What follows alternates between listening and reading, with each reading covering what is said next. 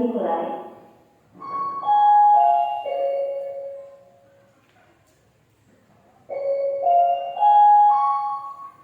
Sekarang jam pelajaran dimulai.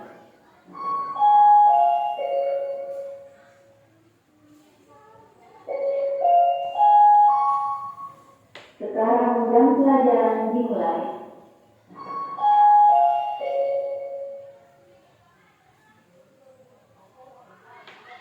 Selamat siang, Pak. Selamat siang, Bu. Boleh saya minta izin waktunya sebentar, Pak? Oh ya, silakan. Di sini saya ingin melakukan wawancara dengan Bapak sebagai kepala sekolah. Ada beberapa pertanyaan yang ingin saya tanyakan kepada Bapak sebagai pimpinan di sekolah ini. Nah, di sini saya ingin mengetahui pengalaman Bapak tentang Bapak dalam mengambil keputusan, di mana keputusan ini merupakan suatu keputusan yang dilema yang Bapak rasa untuk menentukan dalam sebuah keputusan.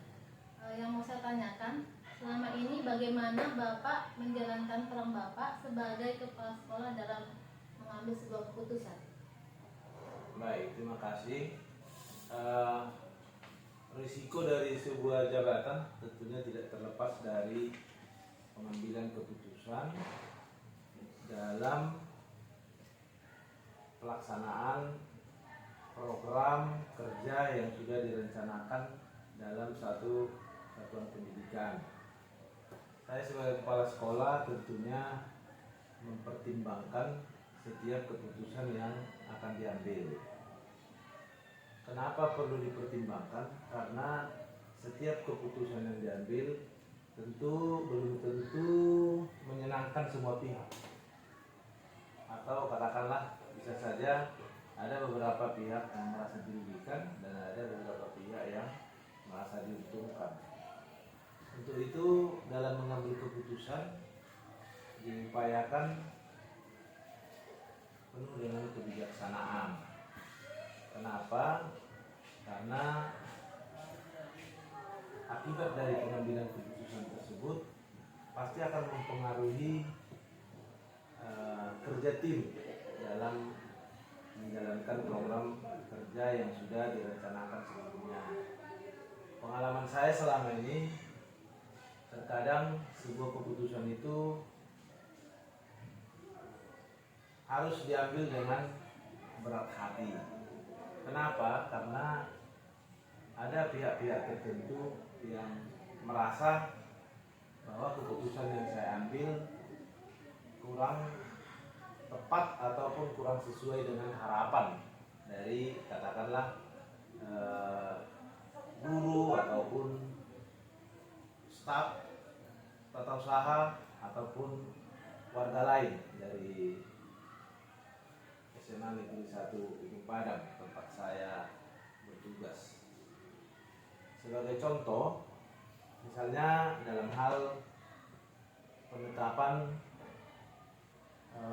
pembagian jumlah jam mengajar masing-masing guru, ada beberapa pertimbangan yang harus saya ambil untuk memutuskan ataupun menetapkan berapa jam pelajaran yang diambil oleh 2 atau 3 orang guru dalam satu mata pelajaran tertentu. Pertimbangan itu kan tidak semua menyenangkan, tidak dapat menyenangkan semua pihak. Jadi harus saya memberikan penjelasan yang detail kepada masing-masing guru sehingga sama-sama memahami kenapa dilaksanakan pembagian jam mengajar seperti yang saya putuskan. Dan ada beberapa orang guru yang mungkin merasa bahwa keputusan yang saya ambil merugikan dia. Tapi setelah dilakukan penjelasan, diberikan penjelasan kepada guru yang bersangkutan dan saling memahami, maka tidak mengganggu perasaan gurunya sehingga melaksanakan tugas-tugas dapat berjalan dengan baik. Itu dalam hal pembagian tugas yang mengajar. Kemudian dalam hal lain mungkin terkait dengan kegiatan-kegiatan yang berlangsung di sekolah, baik itu kegiatan akademis maupun kegiatan non akademis. Karena banyak sekali kegiatan yang harus dilaksanakan, mungkin saya harus mengutamakan kegiatan mana yang perlu diprioritaskan, dan mungkin akan mendelete ataupun membatalkan beberapa kegiatan yang lain. Jadi saya pasti akan mendahulukan kegiatan yang lebih penting dari segi prioritas, baik itu kegiatan yang bersifat akademik maupun kegiatan yang bersifat non akademik. Misalnya lomba-lomba yang mau diikuti siswa itu tidak semuanya bisa kita ikuti, harus ada pertimbangan-pertimbangan. Jadi keputusan itu kadang ada mengecewakan beberapa pihak, tetapi setelah diberikan penjelasan yang lebih detail, maka yang bersangkutan mungkin dapat memahami sehingga dapat menerima keputusan yang saya ambil. Kemudian Bu, yang bisa saya jelaskan terkait dengan pengambilan keputusan di sekolah kita. Jadi dari pengalaman yang Bapak ceritakan tadi, apakah Bapak pernah merasa dilema dalam mengambil suatu keputusan yang Bapak buat? Apakah ada merasa dilema gitu Pak untuk menentukan suatu keputusan yang Bapak ambil tadi? Mengalami dilema pasti, ya, pasti mengalami dilema ketika mengambil keputusan. Tetapi kembali kepada yang saya jelaskan pada bagian awal tadi, bahwa ada saatnya keputusan itu harus diambil.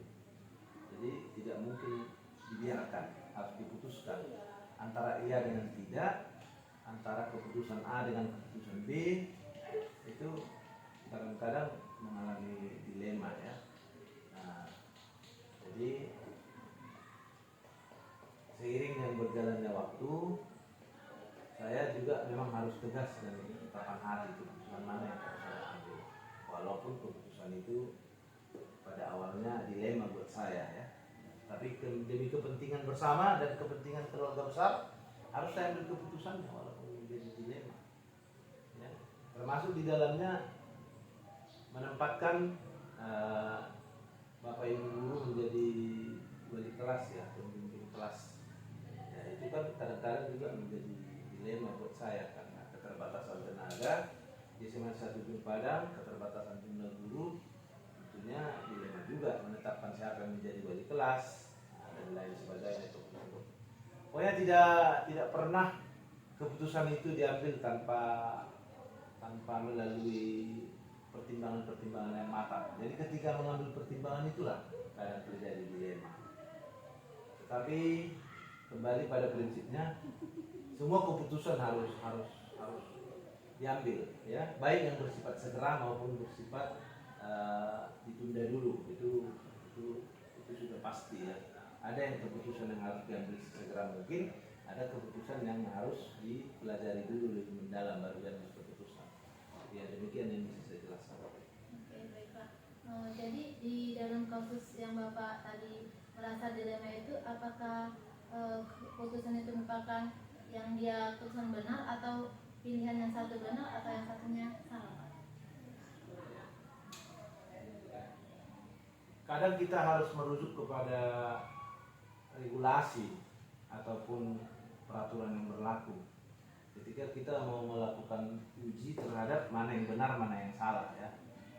Karena bagaimanapun kembali kepada hakikatnya bahwa tidak pernah ada satu keputusan yang bisa menyenangkan semua pihak. Jadi kalau kita mengujinya antara benar dengan tidak, kita melihat kepada kebermanfaatan ataupun efektivitas dari keputusan yang kita ambil. Jadi kalau kita perhatikan keputusan itu memang lebih efektif, lebih bermanfaat, ya itu kita anggap yang benar. Jadi keputusan-keputusan lain karena memang tidak jadi kita lakukan, ya tidak bisa kita bandingkan. Yang jelas apa yang kita putuskan itu yang kita ambil, kita tetap melakukan evaluasi terhadap keputusan itu. Nah, dari segi mana kebermanfaatannya, dari segi mana berfungsi atau tidak, berjalan atau tidak, bermanfaat atau tidak, itu harus selalu kita evaluasi. Dan apabila keputusan itu memang satu keputusan yang tidak ada manfaatnya atau sama sekali menimbulkan masalah di kemudian hari, maka keputusan itu akan menjadi pertimbangan buat kita untuk hari-hari yang akan datang. Berarti posisi Bapak sebagai kepala sekolah sini perannya sebelum dia mengambil keputusan, Bapak melakukan uji dulu ya Pak ya, uji ke ambil keputusan, kemudian Bapak melakukan evaluasi ya Pak, sehingga nanti di antara keputusan yang diambil itu benar-benar sudah keputusan yang tidak ada merasa, memang pasti ada yang merasa dirugikan, tapi itu ada keputusan sudah yang memang benar diambil kan sudah melalui uji ya Pak ya. Iya. Oke baik Pak. Nah, kemudian dalam menjalankan mengambil suatu keputusan ini ada nggak Pak langkah atau prosedur yang Bapak lakukan dalam mengambil sebuah keputusan, langkah atau prosedur yang Bapak lakukan? Sebelum mengambil keputusan, tentu kita akan melewati beberapa tahap-tahap dulu. Tahap pertama, keputusan itu harus kita pertimbangkan dengan program kerja yang telah kita lakukan sebelumnya. Misalnya, keputusan penggunaan dana BOS. Tentunya penggunaan dana BOS kan selalu diawali dari perencanaan yang tertuang dalam rencana kerja anggaran sekolah. Kemudian nanti setelah melewati tahap perencanaan, di mana pada tahap perencanaan itu dilakukan ya menghadirkan seluruh guru, kemudian pihak orang tua melalui komite melaksanakan rapat, lalu merencanakan penggunaan dana BOS. Selanjutnya setelah direncanakan, dalam tahap perencanaan ini tentunya banyak permintaan dari pihak guru ataupun pihak tata usaha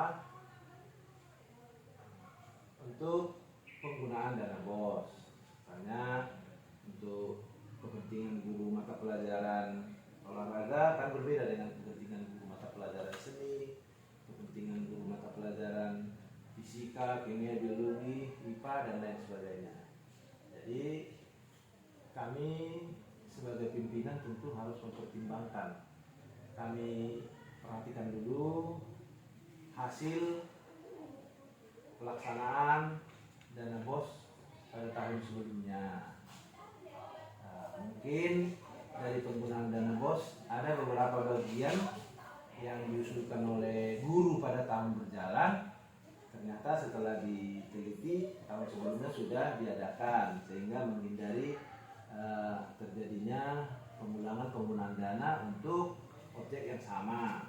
Jadi kita harus mempertimbangkan supaya terjadi pemerataan untuk pengadaan sarana prasarana ataupun buku-buku pendukung ataupun kegiatan-kegiatan yang terkait dengan siswa baik akademik non akademik. Ini kan tetap menjadi pertimbangan kita. Jadi kita perhatikan dulu yang tahun lalu kegiatan apa yang sudah dilaksanakan, apakah memungkinkan tahun lalu itu ada yang tertinggal, maka kita ulangi lagi tahun ini kita laksanakan. Karena mungkin dari semua usulan-usulan dari warga sekolah, terutama guru, tidak memungkinkan seluruhnya bisa ditampung di dana BOS. Jadi kami lakukanlah evaluasi dari program BOS sebelumnya. Lalu kami pertimbangkan untuk melaksanakannya mungkin di tahun berjalan atau tahun pelajaran yang sedang dijalani pada saat ini misalnya. Jadi itu merupakan tahap-tahap yang kami lakukan ketika mengambil keputusan. Jadi keputusan itu tidak dengan tiba-tiba kami ambil, tetapi sudah melalui tahap perencanaan, kemudian kami melakukan evaluasi, baru nanti akan kami putuskan penganggaran dana BOS itu untuk apa. Itulah yang bisa saya jelaskan. Ya, berarti Bapak dalam mengambil keputusan Bapak melakukan perencanaan dulu, kemudian Bapak melakukan diskusi rapat ya Pak dengan mengundang guru beserta dengan komite ya Pak ya. Kemudian setelah itu dievaluasi. Ya. Nah, kemudian Pak dalam situasi ya Pak ya, ketika Bapak ya melakukan diskusi tadi dengan guru-guru, kira-kira apa Pak yang menjadi tantangan Bapak dalam mengambil sebuah keputusan? Sebuah keputusan yang akan diambil tentu melewati tahap-tahap yang sudah saya sebutkan tadi. Tapi kan tidak terlepas dari yang namanya tantangan ya. Nah, karena tidak semua pihak dapat serta-merta menerima keputusan yang mau kita ambil. Jadi melalui diskusi yang alot, tentunya tugas kita adalah meyakinkan, ya, meyakinkan warga sekolah ataupun meyakinkan semua pihak yang berkepentingan dalam hal pengambilan keputusan bahwa keputusan yang kita ambil ini lebih baik dibandingkan keputusan yang lain. Itu. Jadi kita harus meyakinkan untuk menjawab tantangan itu tugas kita lah. Bila perlu kita presentasikan apa yang menjadi dasar-dasar kita untuk mengambil keputusan. Kemudian kita berikan penjelasan. Tujuannya adalah untuk meyakinkan bahwa keputusan ini adalah keputusan yang paling memungkinkan untuk kita lakukan. Ya. Jadi kalau dikatakan apakah keputusan itu yang tepat, saya rasa itu bisa ditafsirkan bermacam-macam karena tepat buat kita belum tentu tepat untuk orang lain. Jadi kan harus kita jelaskan seberapa bermakna keputusan ini kita ambil. Apakah menguntungkan atau merugikan? Jadi tugas kita lah meyakinkan itu untuk menjawab tantangan tadi kan. Banyak juga mungkin pihak-pihak yang memberikan penjelasan bahwa yang diusulkan itu lebih baik dari yang mau kita ambil keputusan. Tetapi tugas kita bukan sekedar untuk menangkis ataupun membatalkan permintaan orang lain, tetapi tugas kita lah untuk meyakinkan. Bila perlu kita harus membeberkan, mungkin perlu dijelaskan peraturan-peraturan mana yang harus kita lakukan. Misalkan ada permintaan dari pihak guru olahraga misalnya, supaya diadakan pakaian olahraga dari dana BOS. Tentu ini kan kalau kita katakan apakah memang keputusan melakukan itu tepat atau salah, kita lihat undang-undangnya, kita lihat peraturannya. Bolehkah dana BOS dipergunakan untuk membeli barang pribadi? Ternyata peraturan yang di dana BOS melalui Permendikbud itu tidak diperkenankan, sehingga itulah kita jelaskan itu tidak mungkin karena menurut peraturan, menurut regulasi, menurut undang-undang itu tidak diperkenankan. Begitulah cara kita untuk menjawab tantangan itu, dan mungkin banyak lagi yang harus kita lakukan. Tapi yang jelas kalau ada yang langsung berkaitan dengan keputusan yang mau kita ambil, tentu jangan kita katakan tidak boleh. Jangan hanya tidak boleh kita katakan, tapi harus kita perjelas kenapa tidak boleh. Aturan mana yang melarang, peraturan mana yang melarang, undang-undang mana yang melarang. Karena itu bagian dari upaya kita untuk tertib menggunakan dana BOS. Karena dana BOS itu kan mulai dari perencanaan, pelaksanaan, pengadministrasian, pertanggungjawaban kan harus kita lakukan dengan benar. Itu kalau terkait dengan dana BOS. Mungkin di luar dari dana BOS ada lagi kebijakan-kebijakan lain di luar dari penggunaan dana. Misalnya kalau terkait dengan standar isi atau pembelajaran, kita juga harus mempertimbangkan. Misalkan ada seorang guru yang mata pelajarannya sebenarnya dia kekurangan jam, dia kurang jam, sementara dia sudah sertifikasi. Jadi kita juga harus membuat keputusan yang terbaik buat dia, mendukung dia supaya jangan sampai sertifikasinya tidak dia terima hanya gara-gara kita salah mengambil keputusan. Misalnya di sekolah kita kan ada guru mata pelajaran bahasa asing, ya, guru mata pelajaran bahasa asing, yang lebih jelasnya guru bahasa Arab misalnya. Jadi kan ini juga harus kita pertimbangkan mengambil keputusan apakah mata pelajaran bahasa Arab itu kita buat atau tidak. Kalau tidak kita buat, tentu akan mengurangi jam untuk guru yang bersangkutan. Jadi kan harus kita buat kebijakan. Tetapi kebijakan itu tidak boleh melanggar aturan. Harus benar-benar bahwa pengambilan keputusan itu sesuai dengan aturan yang tertera dalam standar isi atau terkait dengan kurikulum seperti itu. Jadi dan banyak lagi keputusan-keputusan lain yang harus kita pertimbangkan. Kemudian untuk pelaksanaan pendisiplinan guru misalnya, kalau kita tetapkan bahwa kita harus masuk mengajar jam 7.15 misalnya, 7.15 setiap harinya, 7.07.15 ya. Tapi ini kan belum tentu menjadi keputusan yang benar. Walaupun dari segi kedisiplinan memang perlu kita masuk tepat waktu. Kalau ini kita ambil keputusan, tentu banyak pihak yang juga keberatan dengan keputusan ini. Kan ini tantangan buat kita.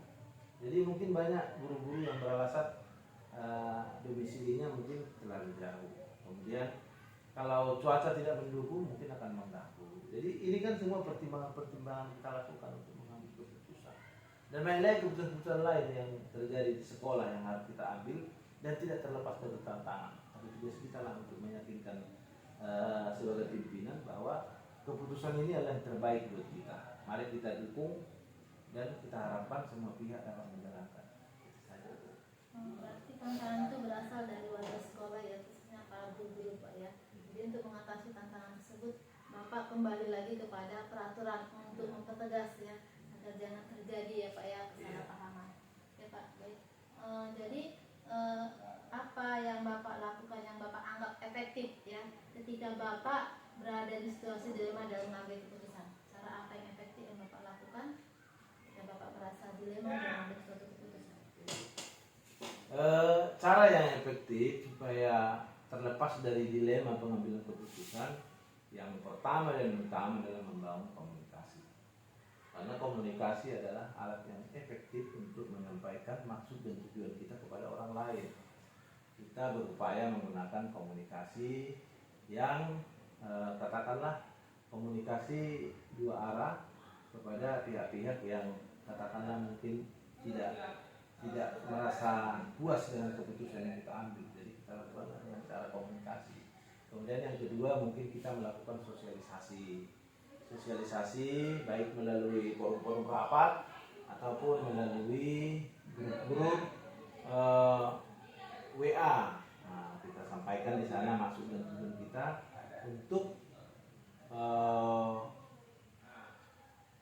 untuk menciptakan sesuatu kondisi di mana semua warga sekolah memahami apa yang kita sampaikan. Jadi kita bangun komunikasi, sampaikan sosialisasinya. Dan yang berikutnya mungkin dalam mengambil keputusan itu kita juga harus tunjukkan bahwa kita serius dengan keputusan itu. Nah, kita juga harus menunjukkan keseriusan dengan keputusan yang kita ambil. Jadi apalagi terkait dengan kedisiplinan, kita berupaya setiap kita mengambil keputusan terkait dengan disiplin harus dimulai dari diri kita. Jadi kalau kita serius, tentu juga warga sekolah juga akan serius menanggapinya. Kemudian setiap keputusan yang kita ambil harus benar-benar kita jalankan. Ya, jangan hanya keputusan yang diambil hanya pada saat kesepakatan ketika rapat. Nah, itu juga kurang berarti ya, tidak ada artinya kalau hanya setuju pada saat rapat, tapi kita harus benar-benar menjalankannya supaya efektif. Seperti itulah yang saya jelaskan. Berarti cara Bapak ya Pak ya, yang paling efektif ketika Bapak mengambil keputusan rasa dilema itu berarti pertama membangun komunikasi ya Pak ya, kemudian melakukan sosialisasi, kemudian Bapak ada pada diri Bapak sendiri itu Bapak konsisten ya Pak ya pada apa yang ingin Bapak lakukan. Baik Pak, ketika ada kasus-kasus yang harus Bapak tangani ini dalam mengambil keputusan, apakah ada jadwal tertentu Pak dalam Bapak menyelesaikan masalah tersebut atau hanya mengalir begitu saja Pak baru selesai gitu? Terkait dengan kasus-kasus, penyelesaian kasus kan tidak setiap saat ada kasus. Kemudian pada hakikatnya kan kasus tidak pernah direncanakan, dia kan terjadi secara insiden, ya insidental sifatnya. Jadi setiap ada kasus-kasus yang kita hadapi, tentunya kita pelajari dulu kasusnya apa. Kemudian kita tanyakan pihak-pihak yang terkait. Kemudian kita tanyakan lagi masalahnya apa. Kenapa kita harus tahu pihak-pihak yang terkait? Supaya nanti ketika kita menyelesaikan, jangan sampai pihak-pihak yang terkait tidak hadir ketika diselesaikan, ya, ataupun ketika mau dilakukan pengambilan keputusan terkait kasus itu kan semua pihak yang ikut dalam masalah itu kan harus mengetahuinya sejauh mana perkembangannya. Kemudian yang berikutnya terkait dengan jadwal, setelah kita pelajari masalahnya apa, kemudian kita merujuk kepada peraturan yang ada. Kalau itu terkait dengan disiplin, tentu kita lihat bagaimana disiplin pegawai. Kalau itu terkait dengan kasus siswa, kita lihat disiplin siswa. Kalau itu terkait dengan permasalahan pelaksanaan kegiatan di sekolah, kita lihat kembali apa yang sudah kita sepakati sesuai dengan program kerja yang kita susun. Jadi artinya di situ ketika ada permasalahan yang terjadi atau kasus yang terjadi, kita pasti awali dulu dari step by step, kita pelajari dulu sampai pada kapan akan diselesaikan. Jadi kita buat penjadwalannya, kemudian kita tidak boleh membiarkan permasalahan atau kasus-kasus berlarut-larut, harus kita selesaikan secepatnya. Walaupun itu harus menyita waktu ataupun juga barangkali menyita energi ataupun membuat kita jadi harus lebih fokus. Nah, setiap ada masalah harus kita tuntaskan supaya jangan menjadi sesuatu hal yang mungkin suatu saat akan membuat permasalahan menjadi makin luas. Jadi kalau masalahnya hanya sekitar siswa, kita selesaikan. Ada pihak-pihak yang terkait, mungkin wali kelas, mungkin guru BK. Tapi kalau kasusnya sudah meningkat kepada kasus yang barangkali kasus lebih berat, ya mungkin harus semakin banyak yang terkait untuk menyelesaikan itu. Kalau terjadi misalnya kasus antara siswa di sekolah kita dengan siswa yang lain terlibat tawuran, ya itu kan tentu juga harus kita pelajari akar masalahnya apa, yang terkait dari sekolah kita siapa, kemudian pihak-pihak mana yang perlu kita hubungi supaya ini bisa diselesaikan, itu juga kita pelajari sebelumnya. Berarti Pak, dalam mengambil keputusan itu tidak bisa langsung begitu saja selesai, berarti harus lihat dulu prosedurnya Pak, tahap-tahapnya dulu harus dilihat bagaimana caranya. Misalnya kayak siswa tadi keterlambatannya sudah berapa kali sih dia kan, harus dilihat dulu Pak ya. Oke baik Pak, untuk berikutnya, selama ini adakah seseorang atau faktor-faktor yang mempermudah Bapak dalam mengambil sebuah keputusan? Seseorang atau faktor-faktor ya yang mempermudah. Ya, tentunya ini tidak terlepas dari pembantu-pembantu kepala sekolah ya, yang mungkin setiap saat kita bertemu, kita membahas hal-hal apa terkait dengan sekolah. Ya, mereka lah yang menjadi orang-orang yang membantu kita dalam mempermudah, termasuk juga wali-wali kelas juga turut mempermudah, karena wali kelas membantu kita dalam menangani masalah siswa. Kalau ada terjadi masalah keuangan, tentu kita juga ada orang yang membantu kita, misalnya bendahara. Terkait dengan masalah tata usaha, kita ada KTU yang turut membantu kita untuk menyelesaikan masalah-masalah tersebut. Jadi setiap saat, setiap ada masalah, kita melibatkan guru ataupun wakil kepala sekolah sesuai dengan tupoksi masing-masing untuk membantu kita dalam menyelesaikan.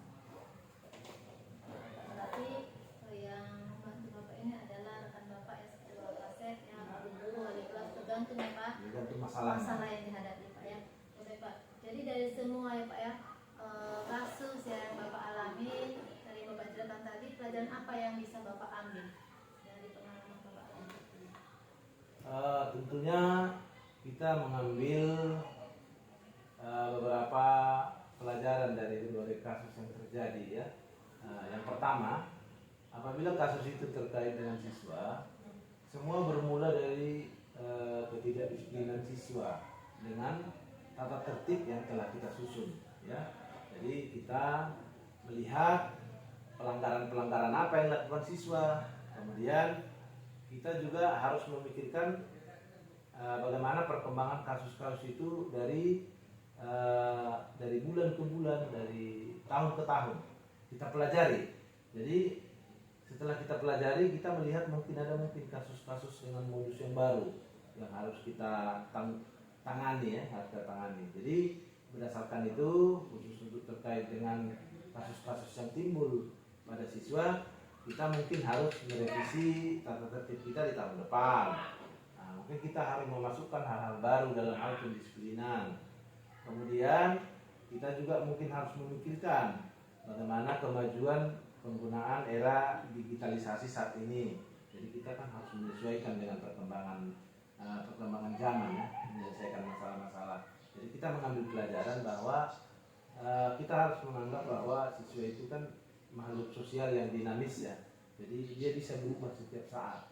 Jadi tentu kita mempelajari dari situ bahwa kedepannya masalah itu pasti beraneka ragam, pasti semakin kompleks ya masalah yang dihadapi siswa. Jadi kita dari situ belajar bahwa masalah-masalah yang dialami oleh siswa dari saat sekarang sampai ke depan itu akan mengalami perubahan.